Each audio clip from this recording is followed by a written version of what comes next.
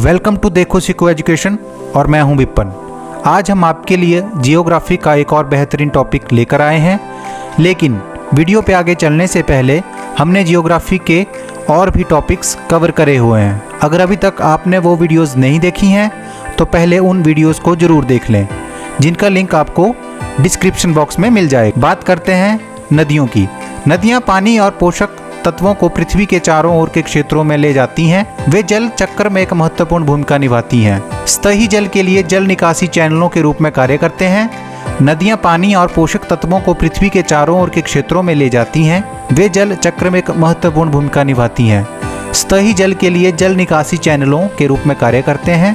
नदियां पृथ्वी के लगभग 75% भूमि की सतह को बहा देती हैं। नदियां पृथ्वी के कई जीवों के लिए उत्कृष्ट आवास और भोजन प्रदान करती हैं। The Indus river system. Sindhu नदी की कुल लंबाई 709 किलोमीटर भारत में है। इसका उद्गम स्थान मानसरोवर झील है। जम्मू और कश्मीर में इसकी सहायक नदियां कुछ इस प्रकार हैं जो इसमें शामिल होती हैं: जास्कर, द्रास, गरतांग, श्योक, शिगर, नुब्रा और गिलगित। की सबसे महत्वपूर्ण सहायक नदियां जो इसमें शामिल होती हैं झेलम, चिनाब, रावी और सतलुज हैं। झेलम नदी वेरीनाग से निकलती है। बारालाचा दर्रा से चिनाब, जो कि हिमाचल प्रदेश के जिला लाहौल स्पीति से है। हिमाचल प्रदेश में रोहतांग दर्रे के पास कुल्लू हिल से रावी।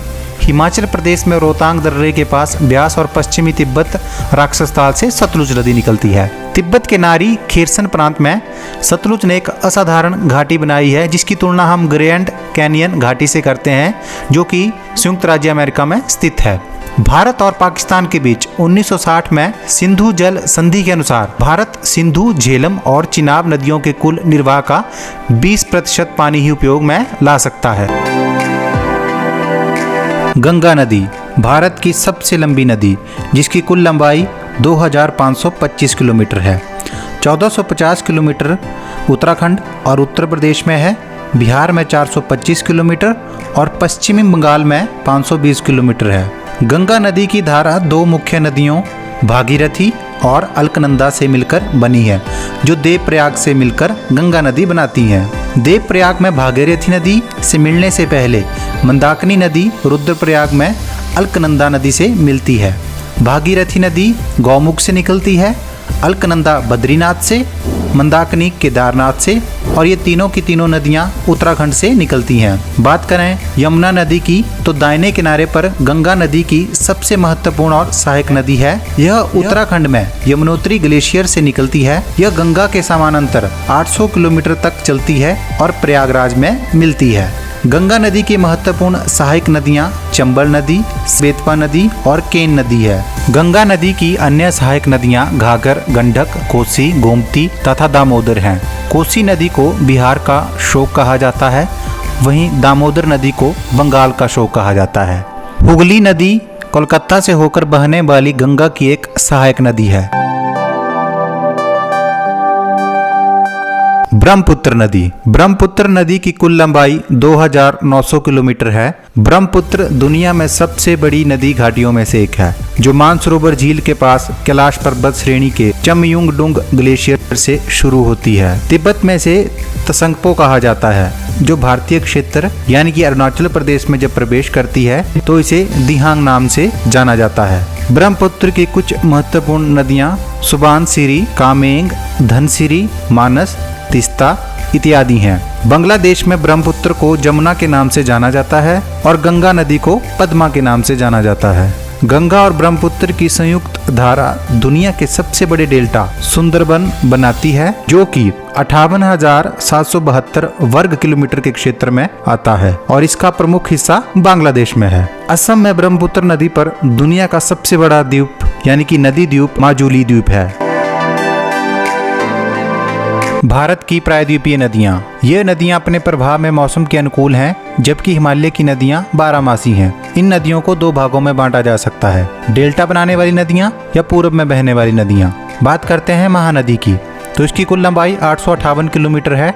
छत्तीसगढ़ के रायपुर जिले से सिहावा नामक पर्वत श्रेणी से निकलती है। इसकी प्रमुख नदियाँ जो सहायक नदियाँ हैं शिवनाथ, हसदो नदी, मंड नदी और तेल नदी। बात करें गोदावरी नदी की तो इसकी कुल लंबाई 1465 किलोमीटर है।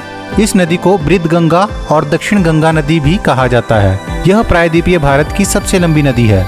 नासिक से निकलती है। मांजरा, पेनगंगा, बरधा, इंद्रावती, शबरी और वैगंगा इत्यादि इसकी सहायक नदियां हैं। कृष्णा नदी, यह महाबलेश्वर के पास पश्चिमी घाट से निकलती है। कोयना, पंचगंगा, दूधगंगा, मालप्रभा, घटप्रभा, भीमा, तुंगभद्रा, मूसी इत्यादि इसकी सहायक नदियां हैं। कावेरी नदी, यह पानी के घनत्व के हिसाब से सबसे बड़ी प्रायद्वीपीय नदी है। यह एकमात्र प्रायद्वीपीय नदी है जो लगभग पूरे वर्ष बहती रहती है। इसे दक्षिण की गंगा के नाम से भी जाना जाता है। यह पश्चिमी घाट के ब्रह्मगिरी श्रेणी से निकलती है। तमिलनाडु, कर्नाटका, केरल और पुडुचेरी राज्य से बहते हुए यह बंगाल की खाड़ी में जाकर मिल जाती है। नदी के दाईं छोर पर हारंगी, हेमावती, शिमशा और अर्कावती सहायक नदियां बहती हैं। स्वर्ण रेखा नदी, यह रांची नगर से 16 किलोमीटर दक्षिण पश्चिम में स्थित नगड़ी गांव में रानी चुआ नामक स्थान से निकलती है और उत्तर पूर्व की ओर बढ़ते हुए मुख्य पठार को छोड़कर प्रपात के रूप में गिरती है। इसकी प्रमुख सहायक नदियां कांची एवं ककारी हैं। इस नदी पर हुंड्रू जलप्रपात भी स्थित है। ब्राह्मणी नदी, ओडिशा राज्य में बहने वाली एक ऋतु निर्भर नदी है। यह शंख नदी और दक्षिणी कोयल नदी के संगम से आरंभ होती है। पश्चिम की ओर बहने वाली नदियां, बात करते हैं नर्मदा नदी की। यह अमरकंटक पठार में उगती है और खंभात की खाड़ी में गिरती है। जबलपुर के पास धुआंधार जलप्रपात इसी नदी पर बना हुआ है। ताप्ती नदी, मध्य प्रदेश में बैतूल जिले से निकलती है। इसे नर्मदा नदी की जुड़वा नदी या नर्मदा नदी की दासी के रूप में भी जाना जाता है।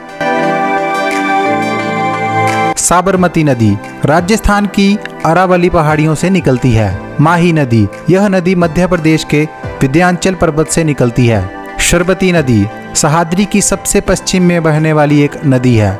महात्मा गांधी या जोग गरसोप्पा जलप्रपात, जिसकी ऊंचाई लगभग 299 मीटर है, यह भारत का सबसे ऊंचा जलप्रपात है जो कि कर्नाटक राज्य में शरवती नदी पर स्थित है। भारत की अंतर्देशीय जल निकासी नदियां, बात करते हैं लूनी नदी की।